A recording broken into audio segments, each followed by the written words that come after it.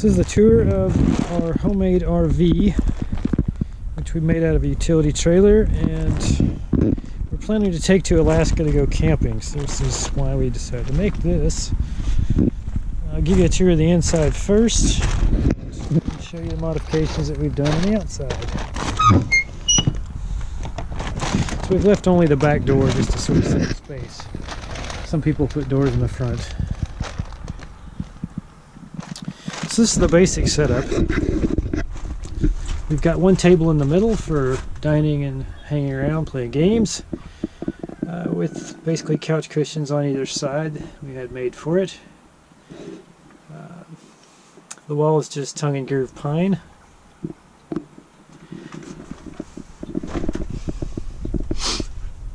Got a heater in the corner that's hooked up to shore power only.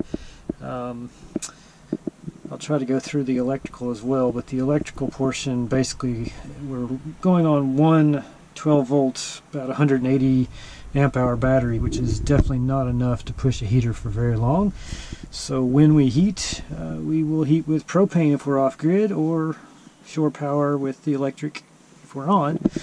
This is the shelving for the Bluetooth speaker that we have. I guess to begin with, we've got LED lighting.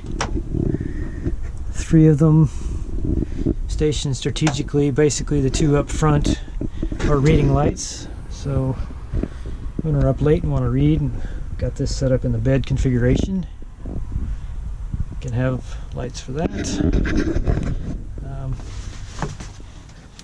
Put in a little screw out window on this side, which doesn't go super far out, but it's mainly just for ventilation, because the window on this side lets a lot of air in this way. 12 volt fan plugs in one of the connectors here. You can see we've got a voltage meter that's set on the battery. The battery is actually charging at the moment because we're plugged up to shore power.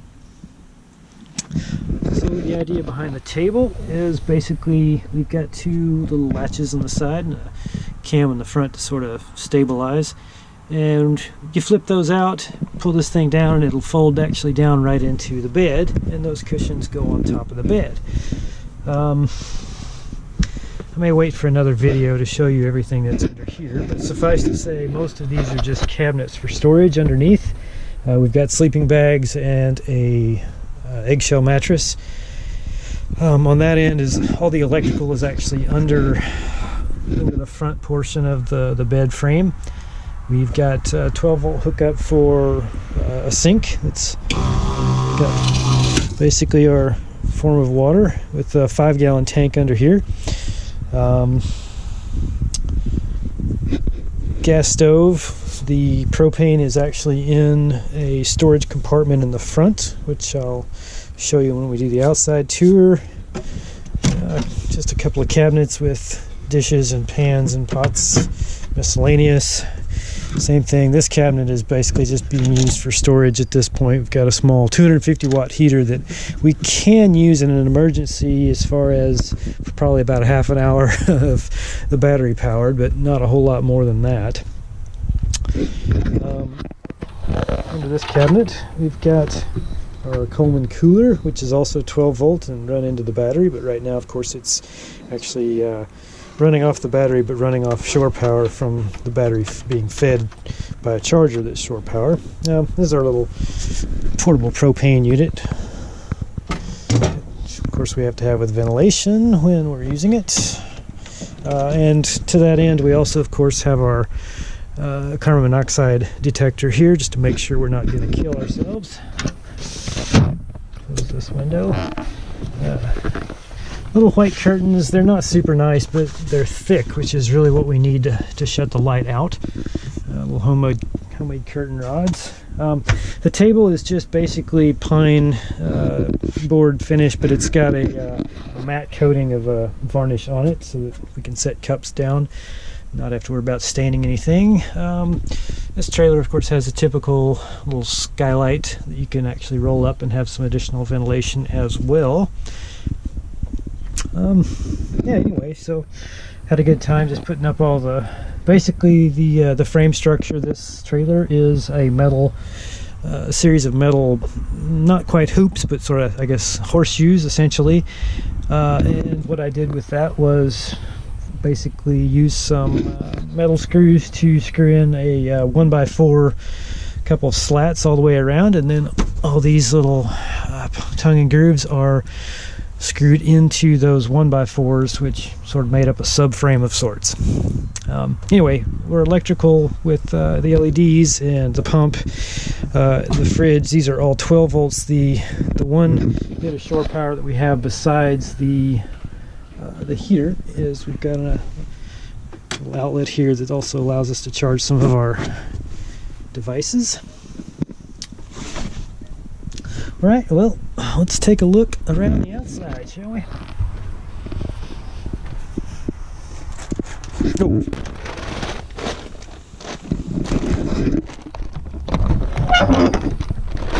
Okay, so from the outside, of course, we've got our windows.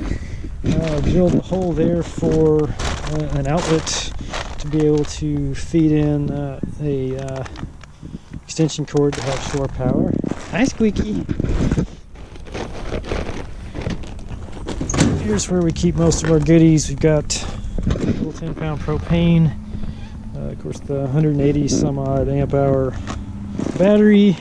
We actually do have an oven that can be used on top of a propane burner in there to have an oven. We're cooking a couple of the little canisters. And then we've got our charge controller, because we've got a couple solar panels on top of this thing. As you can see, it's actually charging a little bit in right now as well. We've got a moderately sunny day here in Vancouver Island. Extension cord, then a couple adapters. It's apparently at most camping RV parks the standard 110 is not the kind of outlet you'll see, so we've got a couple adapters to allow us to take on any sort of shore power that it's available. So this guy's just bolted on with a couple of U-bolts. Nothing fancy there.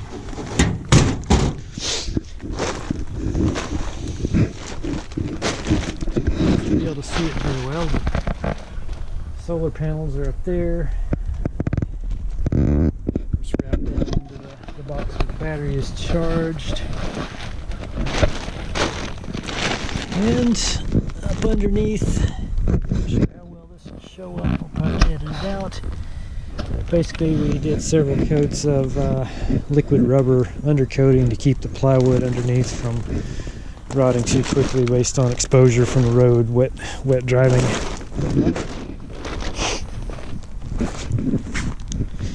Anyway, total weight, we took it to a scale here.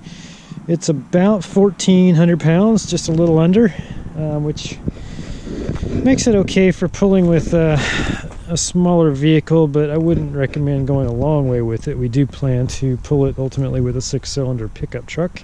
But we do have a small Subaru that can pull it for shorter distances, but I wouldn't want to do that for a long trip because it's not good for the engine. Even though the Subaru is rated to 2,000 pounds. Anyway, yeah.